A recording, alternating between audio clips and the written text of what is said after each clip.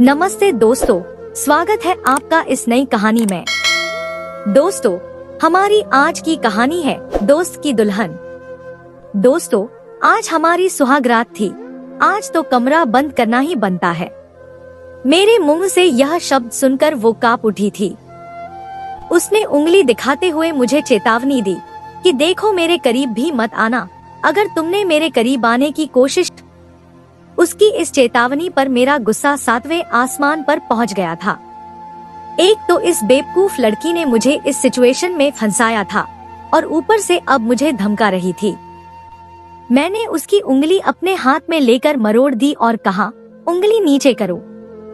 मुझे भी कोई शौक नहीं है तुम्हारे साथ सुहागरात मनाने का। दोस्तों, उसके बाद कुछ ऐसा हुआ जिसे सुनकर आपके होश उड़ जाएंगे, दिल दहल उठेगा आपका इस कहानी को सुनकर। लेकिन इससे पहले दोस्तों, आपसे हमारी हाथ जोड़कर विनती है कि आप लोग कहानी को सुनकर हमारे चैनल को सब्सक्राइब करना भूल जाते हैं। कृपया सबसे पहले हमारे चैनल को सब्सक्राइब कर लें। दोस्तों, जैसे ही कमरे में दाखिल हुआ, वह बेड पर सिमट कर बैठ गई थी।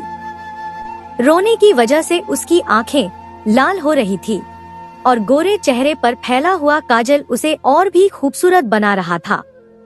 जो भी था, बट वह दुल्हन तो कहीं से भी नहीं लग रही थी। चेहरे पर हवाइयाँ उड़ी हुई थी। उसे इस रूप में देखकर मुझे हंसी आई, लेकिन मैंने अपनी हंसी को दबा लिया क्योंकि सिचुएशन ऐसी नहीं थी कि मैं हंसता, बल्कि मेरा दिल तो रोने का कर रहा था, मर जाने का कर रहा था। जी चाह रहा था कि अपना सर दीवार पर दे मारूं, क्योंकि जो कुछ भी इस बेवकूफ लड़की ने किया था, उसने मेरी पूरी जिंदगी तबाह कर दी थी। इस लड़की का तो कुछ नहीं बिगाड़ना था क्योंकि पैसे वाली अमीर लड़की थी, लेकिन मुझे गरीब का तो बेड़ा ही गर्क कर दिया था इसकी बेवकूफी ने। जैसे ही मैंने दरवाजे को अंदर से लॉक किया, वह एकदम हकलाते हुए बोली, यह क्या कर रहे हो तुम? दरवाजा क्यों बंद कर रहे हो? मेरे हाथ कुंडी लगाते लगाते रुक गए थे। अगले ही पल मैंने कुंडी लगाई और उसकी तरफ घूमकर बोला, मेरा कमरा है यह, और रात को सोने से पहले मैं अपना कमरा लॉक करके सोता हूँ। यह कहते कहते मेरी आंखों में शरारत चमकने लगी थी। मैं खुद के अंदाज में मदहोशी भरते हुए कहा, और वैसे भी शायद आप भूल रही हैं कि आज हमारी सुहागरात है, तो आज तो कमरा बंद करना ही बनता है। मेरे मुंह से यह शब्द सुनकर रुचि जी जान से कांप उठी थी। उसने उंगली दिखाते हुए मुझे चेतावनी दी, देखो, मेरे करीब भी मत आना।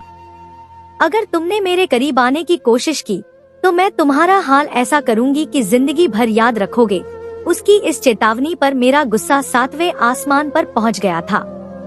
एक तो इस पागल लड़की ने मुझे इस सिचुएशन में फंसाया था और ऊपर से अब मुझे धमका रही थी। मैंने उसकी उंगली अपने हाथ में लेकर मरोड़ दी और कहा, उंगली नीचे करो। मुझे भी कोई शौक नहीं है तुम्हारे साथ सुहागरात मनाने का। यह जो तुम इतना गुस्सा मुझ पर दिखा रही हो, अगर इसे अपने बाप पर दिखा देती तो आज यहाँ मेरी दुल्हन बनकर नहीं, बल्कि उसे कमीने राहुल की दुल्हन बनकर बैठी होती, जिससे तुम मोहब्बत करती हो। यार, मेरे पल्ले क्यों पड़ गई हो? मैं तो तुमसे मोहब्बत भी नहीं करता।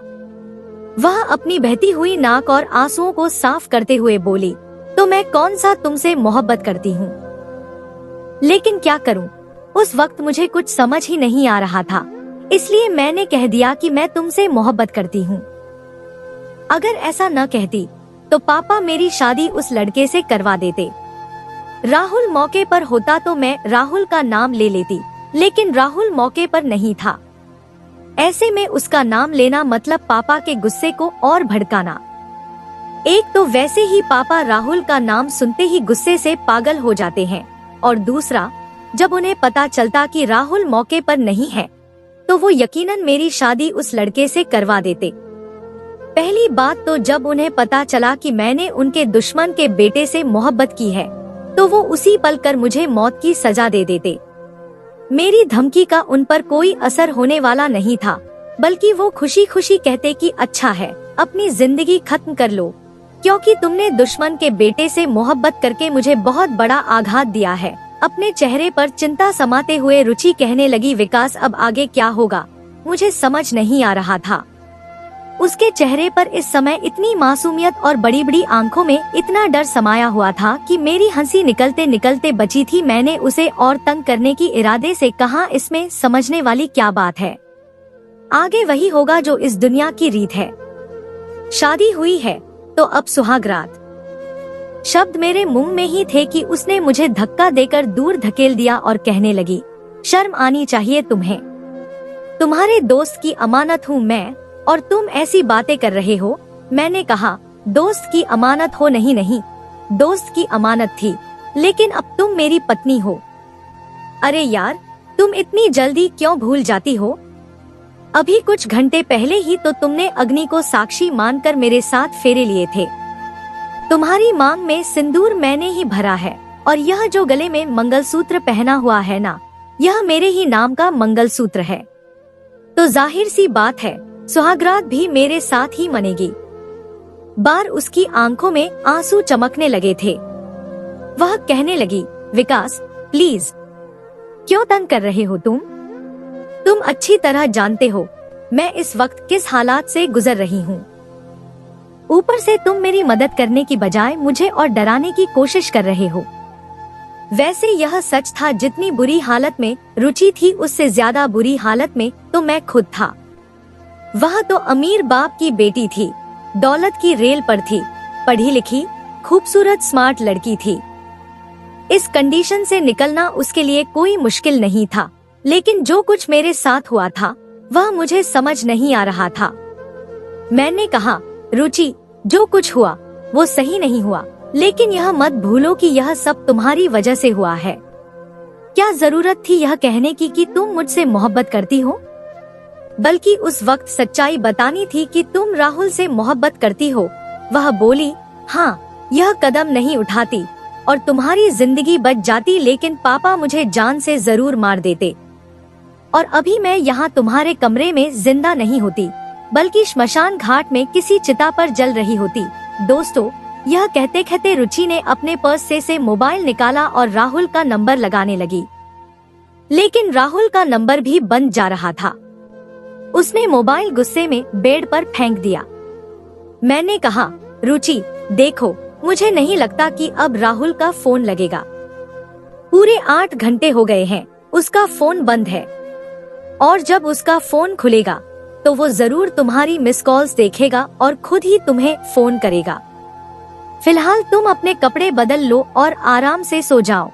यह कहकर मैंने भी अपनी शेरवानी उतारकर साइड में रख दी और बाथरूम चला गया।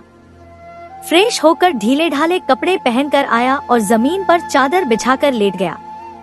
वह बोली, तुम यहाँ जमीन पर सोओगे? मैंने कहा, हाँ, क्यों, तुम्हारे पास बेड पर सो जाऊं?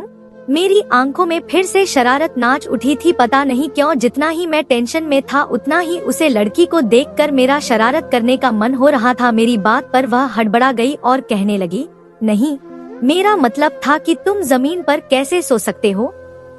मैंने कहा, सो जाऊंगा, हम गरीब लोग हैं, कहीं भी नींद आ जाती है हमें। हाँ, तुम्हें बिस्तर के अलावा नींद नहीं आएगी क्योंकि तुम्हें नरम मुलायम गद्दों की आदत है। फिलहाल मेरे घर में बहुत नरम मुलायम गद्दे तो नहीं है, लेकिन तुम्हें इन्हीं पर काम चलाना पड़ेगा। थोड़ी देर बाद वह भी फ्रेश होकर ढीले सलवार कुर्ते में बाथरूम से बाहर आई और बेड पर जाकर लेट गई। जो कुछ मेरे और रुचि के साथ हुआ था वह हमारी उम्मीद से परे था। मैंने कभी सोचा भी नहीं था कि यह सब हो जाएगा। रुचि राहुल से मोहब्बत करती थी और मैं इन दोनों की मोहब्बत का गवाह था।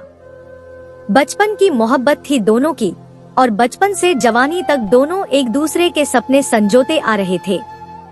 मैं नीचे जमीन पर चादर बिछाकर लेट चुका था, लेकिन आंखों से नींद कोसों दूर थी। सारी बातें दिमाग में किसी फिल्म की तरह चलने लगी। रुचि और राहुल के पापा बचपन के गहरे दोस्त थे। उनकी दोस्ती इतनी गहरी थी कि गांव से एक साथ शहर आए थे पढ़ाई करने के लिए। रुचि के पापा एक जमींदार घराने से थे, जबकि राहुल के पापा गांव के एक छोटे किसान के बेटे थे। दोनों की दोस्ती इतनी गहरी हो गई थी कि पढ़ाई के बाद उन्होंने शहर में ही बिजनेस करने का सोचा, क्योंकि गांव की जिंदगी दोनों को रास नहीं आती थी। बिजनेस करने के लिए रुचि के पापा के पास पैसों की कोई कमी नहीं थी, लेकिन राहुल के पापा के पास पूंजी नहीं थी। दोस्तों, वह एक छोटे मोटे काम से अपनी बहन की शादी करने के सपने देख रहे थे, लेकिन रुचि के पापा ने उन्हें समझाया कि अगर बिजनेस सफल हो गया तो सब कुछ ठीक हो जाएगा। फिर यह तय हुआ कि रुचि के पापा पैसे लगाएंगे और राहुल के पापा अपना समय और मेहनत देंगे। दोनों ने मिलकर तय किया कि हम पार्टनरशिप में बिजनेस करेंगे। राहुल के पापा को यह बात पसंद आई थी, क्योंकि दिमाग में रुचि के पापा से ज्यादा तेज थे। और यूं रुचि के पापा बिजनेस में पैसा लगाते गए और राहुल के पापा अपना दिमाग और समय बिजनेस को देते गए। राहुल के पापा के तेज दिमाग की वजह से बिजनेस दिन ब दिन चमकने लगा। दोनों ने शादी की और शहर में ही सेटल हो गए। बचपन से ही दोनों के घरों में काफी अच्छा आना जाना था, जिससे दोनों के बच्चों में गहरी दोस्ती हो गई। मैं रुचि के घर में काम करने वाले माली का बेटा था, लेकिन रुचि और राहुल कभी मेरे साथ भेदभाव नहीं करते थे। बचपन से ही मेरे साथ खेलते और मुझ पर अपनी जान छिड़कते थे। दोनों मुझसे इतनी मोहब्बत करते थे कि जिस स्कूल में उन्होंने अपने एडमिशन कराए, अपने माता पिता से जिद करके मेरा एडमिशन भी उसी स्कूल में करवा दिया था। एक बार जब रुचि के पापा ने बिजनेस में पैसा लगाया, उसके बाद उन्होंने बिजनेस पर ध्यान देना छोड़ दिया था। उन्हें पता था कि राहुल के पापा बिजनेस संभाल लेंगे।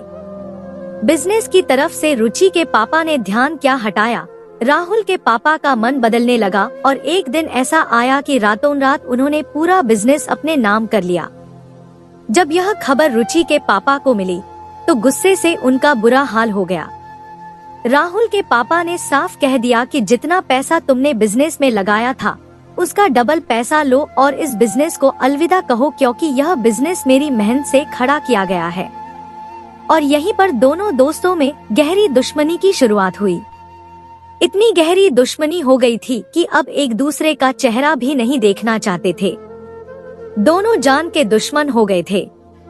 लेकिन इधर रुचि और राहुल एक दूसरे से मोहब्बत करने लगे थे, पर उन्हें अपने पेरेंट्स की दुश्मनी का भी पता था। कभी कभी दोनों डरते थे कि क्या हमारा मिलन होगा। बीच में मैं समझाता कि घबराने की जरूरत नहीं है, माता पिता को अपने बच्चे प्यारे होते हैं। हो सकता है कि तुम्हारी वजह से दो दोस्तों की दुश्मनी खत्म हो जाए। लेकिन दोनों के पेरेंट्स के बीच दुश्मनी खत्म होने के बजाय और बढ़ती जा रही थी। एक दिन रुचि ने रोते हुए राहुल को बताया कि उसके पापा उसकी शादी अपने दोस्त के बेटे से करवा रहे हैं, जो एक बिजनेसमैन है, और ऐसा करके वह अपने बिजनेस को चमकाना चाहते हैं। दोस्तों, जब राहुल के पापा ने बिजनेस अपने नाम किया था तो रुचि के पापा ने एक नया बिजनेस खड़ा किया था। नया बिजनेस था तो उसे चमकाने के लिए उन्हें किसी सपोर्ट की जरूरत थी, और इसीलिए वह अपनी इकलौती बेटी की शादी अपने दोस्त के बिजनेसमैन बेटे से करवा रहे थे, ताकि अपने बिजनेस को मजबूत कर सकें। यह सुनकर राहुल भी परेशान हो गया था और रुचि के तो आंसू थम ही नहीं रहे थे। दोनों ने तय किया कि वे चुपके से किसी मंदिर में शादी कर लेंगे। बाद में जब उनके पेरेंट्स को पता लगेगा तो वे कुछ भी नहीं कर पाएंगे। इस काम में उन्होंने मुझे भी शामिल कर लिया। मुझे पंडित जी और शादी की बाकी तैयारियों की जिम्मेदारी सौंप दी गई। मरता क्या ना करता, मुझे मजबूरन हाँ करना पड़ा। दोनों का इरादा रात 11 बजे घर से निकलने का था। मैंने शहर से बाहर एक मंदिर में जाकर दोनों की शादी का इंतजाम कर लिया था। सबसे पहले रुचि आई थी। वह एकदम सादे कपड़ों में थी। आते ही मैंने उसे मंदिर के पीछे बने एक छोटे से कमरे में भेज दिया, जहां राहुल ने शादी का एक महंगा लहंगा और कुछ गहने रखे थे, क्योंकि उनका इरादा सिर्फ शादी का नहीं बल्कि सुहागरात मनाने का भी था, ताकि वे अपने आगे के रास्ते बिल्कुल साफ कर सकें। थोड़ी देर बाद रुचि तैयार होकर बाहर आ गई थी, लेकिन राहुल का अभी कहीं पता नहीं था। मैं बेचैनी से राहुल का इंतजार कर रहा था और उधर रुचि भी काफी परेशान थी। कई बार रुचि ने राहुल को फोन किया, लेकिन उसका फोन बंद जा रहा था। हम दोनों की ही बेचैनी बढ़ती जा रही थी कि तभी कुछ ऐसा हुआ जिसकी हमें उम्मीद नहीं थी। रुचि के पापा पुलिस वालों के साथ मंदिर में दाखिल हुए। आते ही उन्होंने रुचि के मुंह पर थप्पड़ों की बरसात कर दी। रुचि लड़खड़ाकर गिरने ही वाली थी कि मैंने उसे संभाल लिया। दोस्तों, अगले ही पल रुचि के पापा ने मेरे चेहरे पर थप्पड़ बरसाने शुरू कर दिए। लगे, कुत्ते कमीने, तेरी औकात क्या है जो तू मेरी बेटी से शादी करने की सोचेगा? उसे भगाकर मेरी इज्जत को खराब करना चाहता है?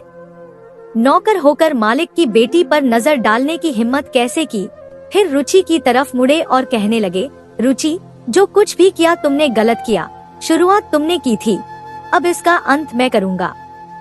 इसके बाद उन्होंने किसी को फोन लगाया और कहने लगे, कितनी देर में पहुँच रहे हो? सामने से न जाने क्या कहा गया। उन्होंने ठीक है कहकर फोन काट दिया। ठीक 3 मिनट के बाद जो मंदिर में दाखिल हुआ, उसे देखकर रुचि के होश उड़ गए, क्योंकि मंदिर में दाखिल होने वाला वही लड़का था जिससे रुचि के पापा उसकी शादी करवाने वाले थे। रुचि के पापा कहने लगे, जब शादी की तैयारी हो ही गई है तो अब तुम्हारी शादी जरूर होगी, लेकिन मेरे बताए लड़के से, इस 2 टके के नौकर के बेटे से नहीं। रुचि के पापा को गलतफहमी हो रही थी। उनकी गलतफहमी दूर करने के लिए मैंने कहा, अंकल आप गलत सोच रहे हैं, रुचि और मेरी शादी। इससे पहले मैं कुछ और बोल पाता, रुचि ने मेरा हाथ पकड़कर मुझे रोक दिया। आगे बढ़कर वह कहने लगी, पापा मैं मर जाऊंगी, लेकिन मैं आपके बताए लड़के से शादी नहीं करूंगी। मैं विकास से प्यार करती हूँ और उसी से शादी करूंगी। अगर आपने मेरी शादी विकास से नहीं कराई तो मैं अपनी जान दे दूंगी। मैं हैरान रह गया कि रुचि ने ऐसा क्यों कहा। उसे तो राहुल का नाम लेना चाहिए था, लेकिन उसने मेरा नाम क्यों लिया? अगली ही पल उसने पास खड़े एक कांस्टेबल से पिस्तौल लेकर अपने सिर पर रख ली और कहा, पापा अगर आज मेरी शादी विकास से नहीं कराई तो मैं अपनी जान दे दूंगी। अपनी बेटी की इस हरकत पर रुचि के पापा गुस्से से भर गए थे, लेकिन रुचि उनकी इकलौती बेटी थी और वह उसे यूं मरते हुए नहीं देख सकते थे। मजबूरन रुचि के पापा को इस शादी के लिए मानना पड़ा। मेरे तो 14 तबके रोशन हो गए थे। यह रुचि क्या कर रही थी मुझे समझ नहीं आ रहा था, और अगले ही पल मेरी शादी रुचि के साथ हो रही थी। मैं उसे घूर रहा था और कुछ कहने की कोशिश कर रहा था, लेकिन वह आंखों से ही मुझे चुप रहने का इशारा कर रही थी। जब मैं सिंदूर भरने के लिए उसके करीब गया तो चुपके से उसके कान में फुसफुसाया, रुचि अभी भी समय है, सच्चाई बता दो वरना तुम मेरी पत्नी बन जाओगी। रुचि कहने लगी, विकास अपना काम करो, मैंने सब सोच लिया है। मंगलसूत्र पहनाते वक्त भी मैं उसे समझाने की कोशिश कर रहा था, लेकिन वह न जाने क्या सोच रही थी। राहुल अभी तक नहीं आया था, या शायद आकर यह तमाशा देखकर लौट गया था, मैं कह नहीं सकता। खैर, रुचि और मेरी शादी हो चुकी थी। दोस्तों, रुचि के पापा बहुत गुस्से में थे। जब वह आशीर्वाद लेने के लिए उनके पास गई तो उन्होंने आशीर्वाद भी नहीं दिया और गुस्से से अपने आदमियों के साथ मंदिर से चले गए। मरता क्या ना करता, मैं रुचि को अपने घर ले आया। मेरे माँ बाप भी परेशान थे। उन्होंने कहा, विकास यह क्या कर दिया तुमने? मालिक ने हमें सहारा दिया था जिसकी वजह से हमारी रोजी रोटी चल रही थी, और तुमने उसकी लड़की से ही इश्क कर लिया। अब मालिक नौकरी से निकाल देंगे। तुम्हारी भी अभी पढ़ाई पूरी नहीं हुई है, क्या करोगे? मेरे पापा को अपनी रोजी रोटी की चिंता थी और मेरी पूरी जिंदगी तबाह हो रही थी। मैं रुचि से प्यार नहीं करता था और न ही रुचि मुझसे प्यार करती थी। फिर भला मैं उसके साथ यह जानकर कैसे जिंदगी गुजार सकता था कि वह किसी और से मोहब्बत करती है। मैंने रुचि का हाथ पकड़कर उसे कमरे में ले जाकर छोड़ दिया और बाहर आ गया। मैं राहुल की खबर लेना चाहता था, आखिर वह कहाँ गायब हो गया था। उसकी कोई खबर नहीं थी। मैंने उसे ढूंढने और संपर्क करने की हर मुमकिन कोशिश की, लेकिन वह मुझे कहीं नहीं मिला।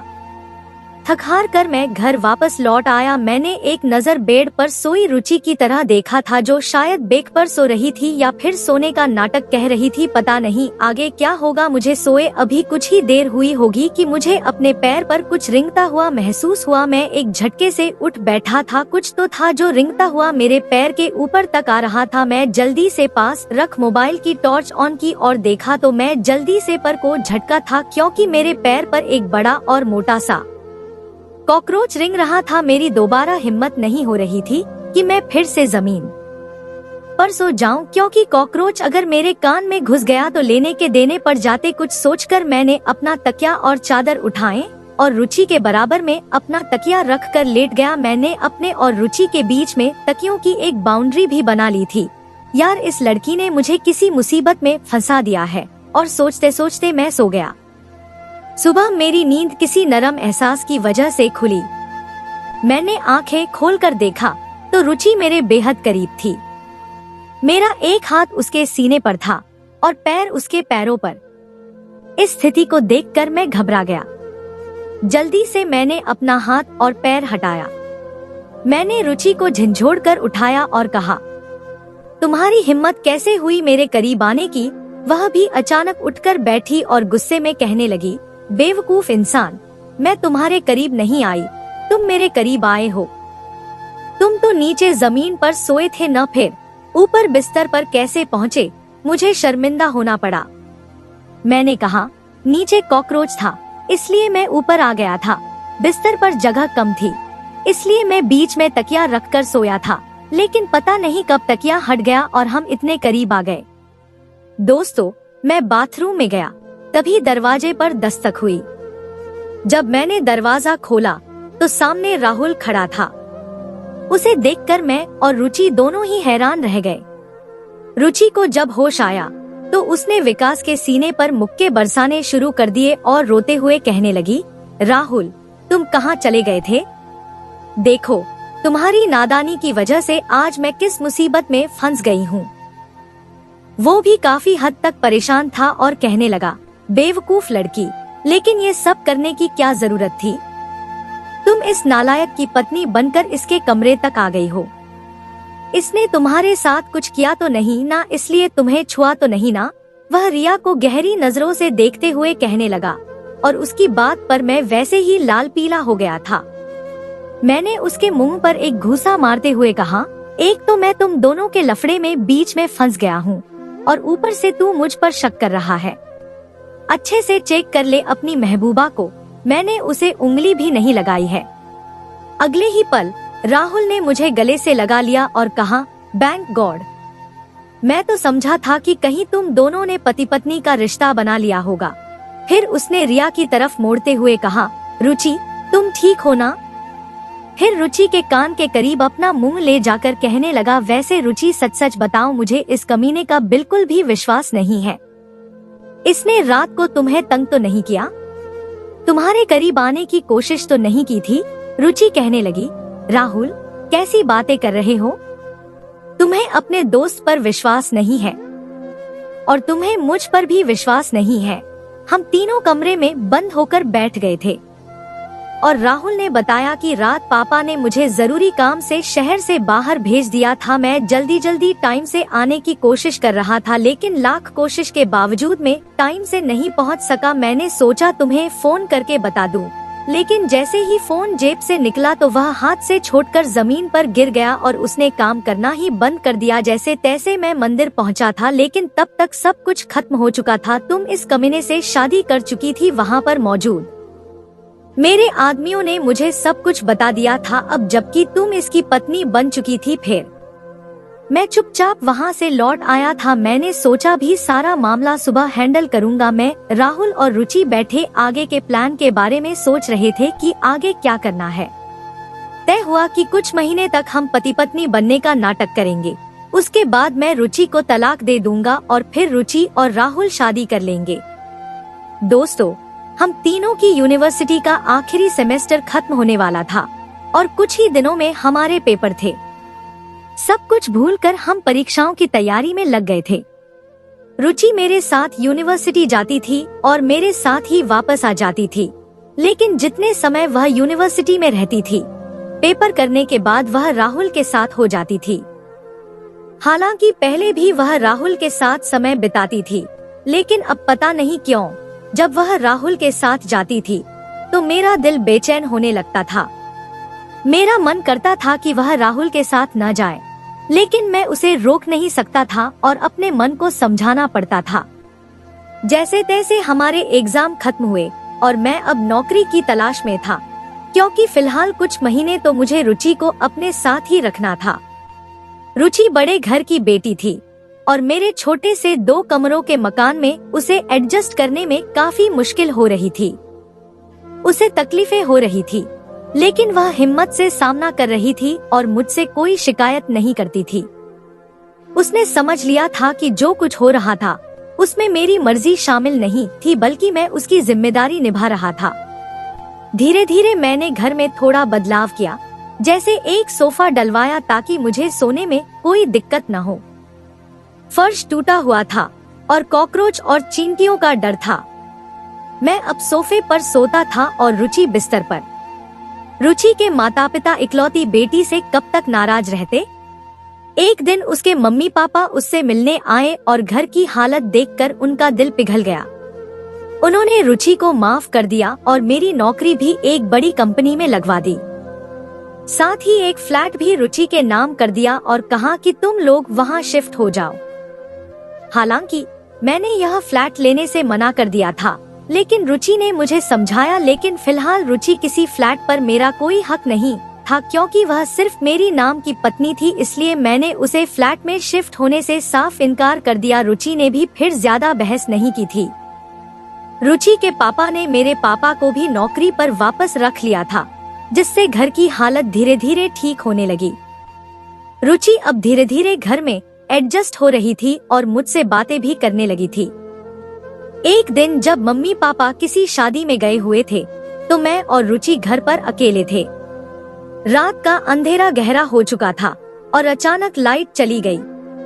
मैंने रुचि से कहा कि मैं किचन से माचिस और कैंडल लेकर आता हूँ, लेकिन तभी किचन से बर्तनों के गिरने की आवाज आई।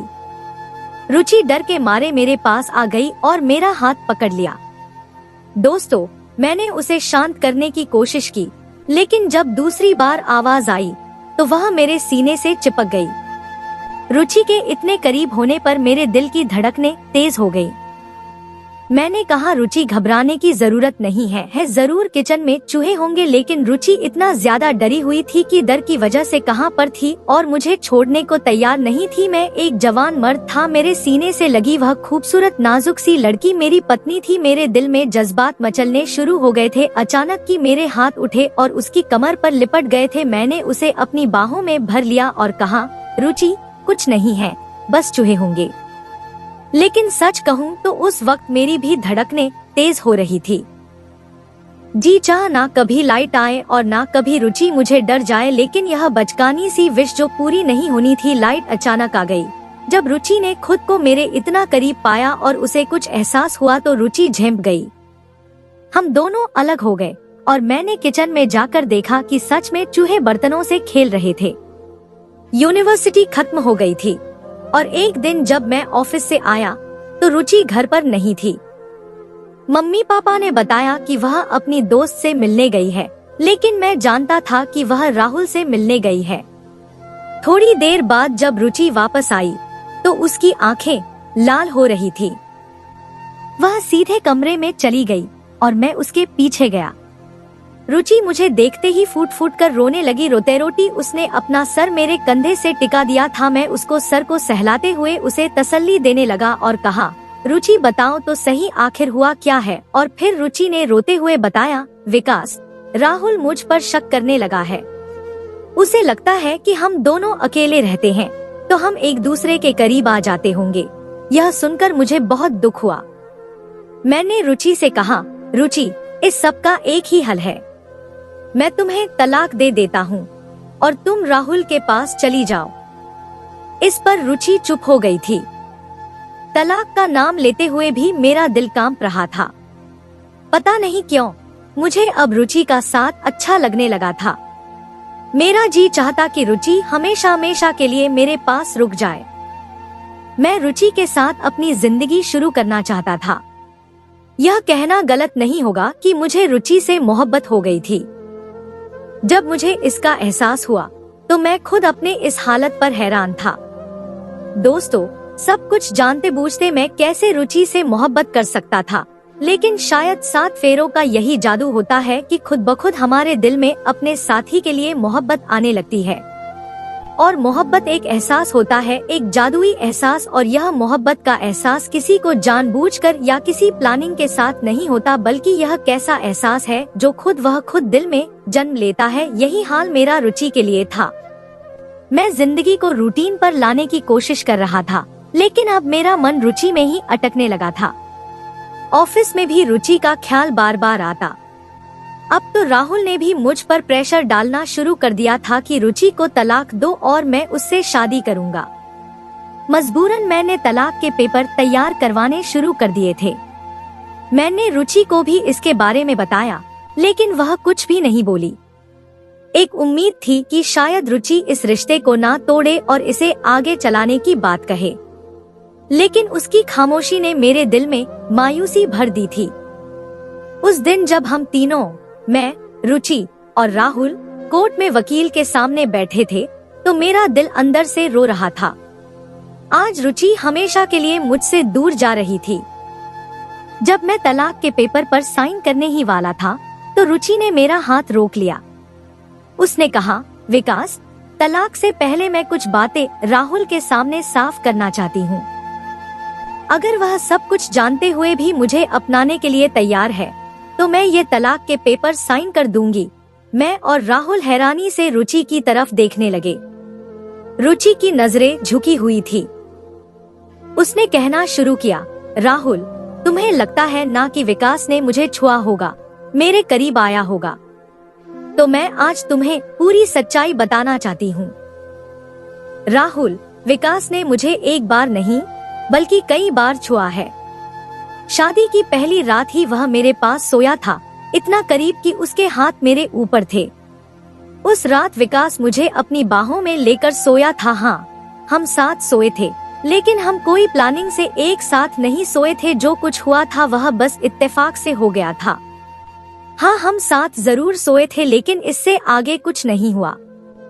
हमने अपनी हद पार नहीं की थी। इसके बाद भी जब मैं डर गई थी, तो विकास ने मुझे अपनी बाहों में लेकर मेरा डर कम किया था।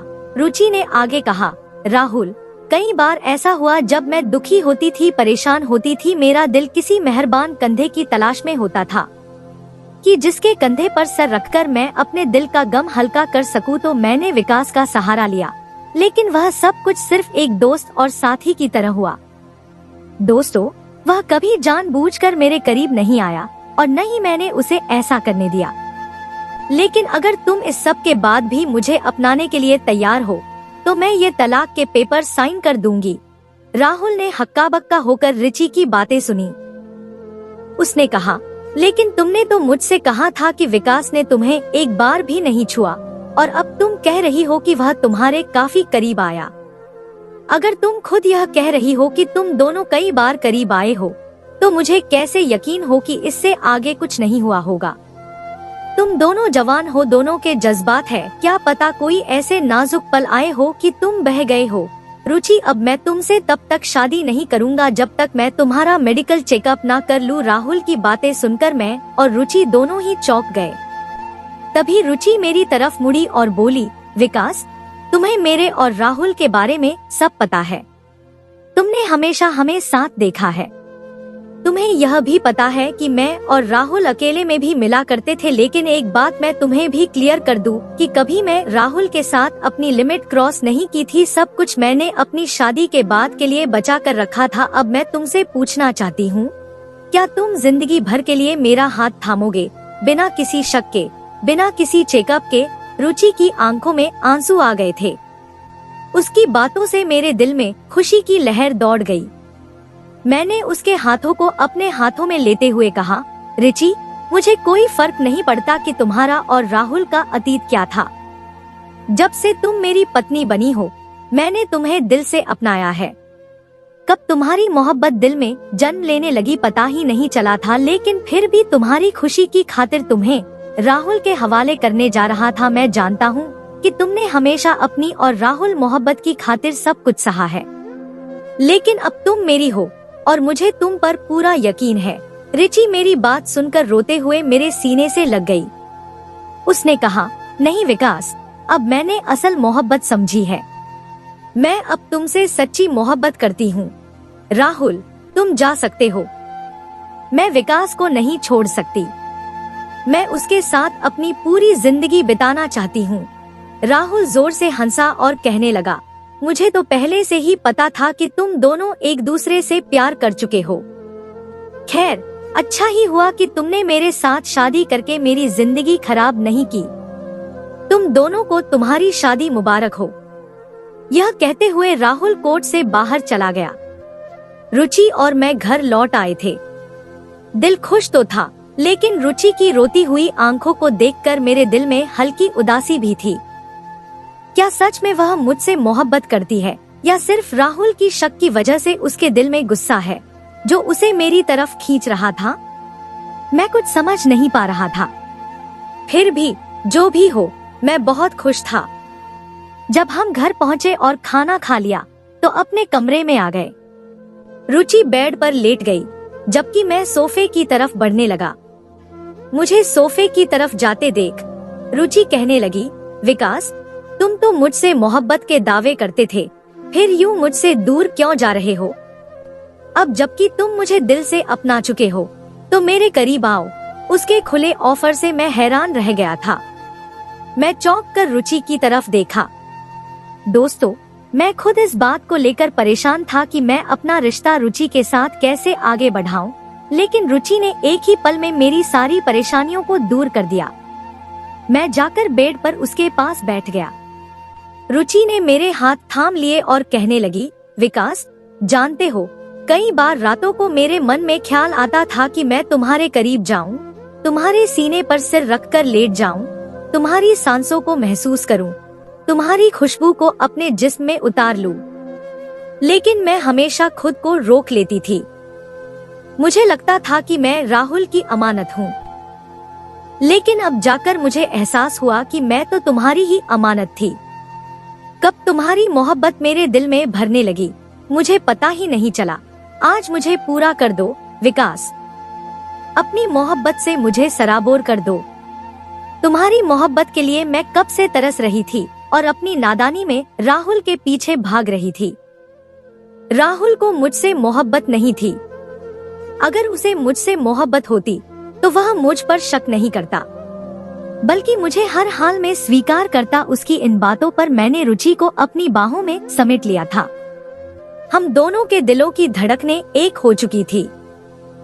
उस रात मैंने अपने पति होने का फर्ज निभाया था और रुचि को उसकी हक की मोहब्बत दी थी। दिल में थोड़ा सा डर था कि शायद रुचि के दिल में अब भी राहुल न हो, लेकिन समय के साथ यह ख्याल गलत साबित हुआ। रुचि मुझसे सच्ची मोहब्बत करती थी। मेरी गैर मौजूदगी में वह मेरी राह देखती रहती थी।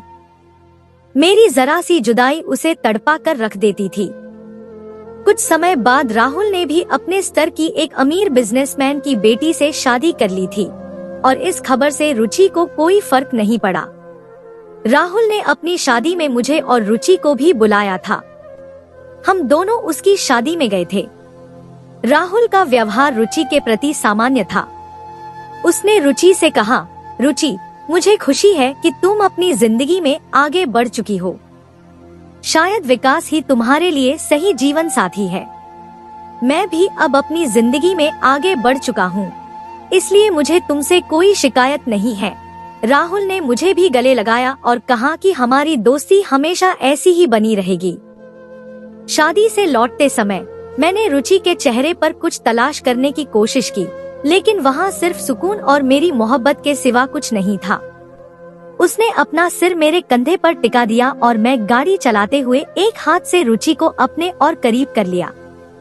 अब मेरे दिल में कोई डर या वहम नहीं था, बल्कि सुकून था कि रुचि सिर्फ और सिर्फ मेरी है। तो दोस्तों, यह थी हमारी आज की कहानी।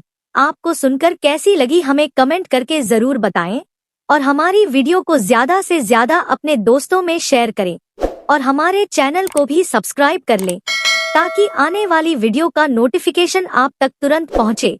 मैं मिलती हूं आपसे अगली वीडियो में, तब तक के लिए धन्यवाद।